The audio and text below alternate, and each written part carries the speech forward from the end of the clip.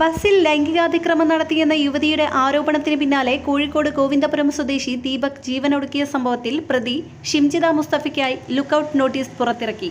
Kozhikode medical college പോലീസാണ് lookout notice പുറപ്പെടുവിച്ചത്. പ്രതി നാടുവിടാനുള്ള സാധ്യത കൂടി പരിഗണിച്ചാണ് സിറ്റി കമ്മീഷണറുടെ അനുവാദത്തോടെ പോലീസിന്റെ നീക്കം. റെയിൽവേ സ്റ്റേഷൻ, വിമാനത്താവളം എന്നിവിടങ്ങളിൽ ലുക്കൌട്ട് നോട്ടീസ് സ്ഥാപിക്കും. സംഭവത്തിന് ശേഷം യുവതിയുടെ വടകരയിലുള്ള വീട്ടിലെത്തി പോലീസ് മൊഴിയെടുത്തിരുന്നു. എന്നാൽ പിന്നീട് അറസ്റ്റ് ഭയന്നാണ് ഇവർ മൊബൈൽ സ്വിച്ച് ഓഫ് ചെയ്ത് വീട്ടിൽ നിന്ന് കടന്നുകളഞ്ഞത്. ആദ്യഘട്ടത്തിൽ അഭിഭാഷകനെ കണ്ട് മുൻകൂർ ജാമ്യത്തിനായി യുവതി ശ്രമിക്കുന്നുവെന്ന വിവരങ്ങൾ പുറത്തുവന്നിരുന്നു. അതിനുശേഷമാണ് ലുക്കൌട്ട് നോട്ടീസ് എത്രയും വേഗം പോലീസ് പുറത്തിറക്കുന്നതും.